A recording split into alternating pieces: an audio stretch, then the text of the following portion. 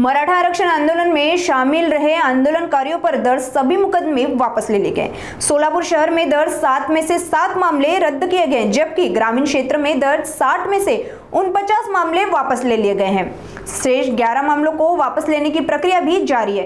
इस बारे में जानकारी सोलापुर शहर के पुलिस आयुक्त एम राजकुमार ने दी।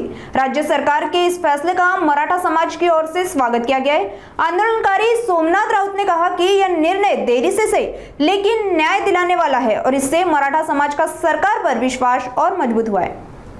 या मराठा आरक्षण संदर्भात जे आंदोलन होतं त्याबद्दल एकूण 7 गुन्हे दाखल होतो। त्यात पहिला जे आदेश आला होतो त्यानुसार त्यात जे कट ऑफ तारीख दिलं होतं चार्जशीटच्या त्यानुसार आम्ही 5 गुन्हे माघारी घेतलं होतं आणि नंतर आता नवीन जे GR आलेले आहे त्यानुसार जे उर्वरित गुन्हे आम्ही न्यायप्रविष्ट होतो तेही आम्ही समिती गठीत करून त्या समितीने विश्लेषण करून ते 2 गुन्हे आता माघारी घेतलेले आहे। असा एकूण 7 गुन्हे सोलापूर शहर हद्दीत दाखल झाला होतो या मराठा आरक्षण संदर्भात घडलेल्या आंदोलनानिमित्त आणि ते 7 गुन्हे आम्ही आता माघारी घेतलेले आहे। या विषयावर सोलापूर शहर पोलीस हद्दीत कुठल्याही प्रकारच्या केसेस आता पेंडिंग नाही आहे।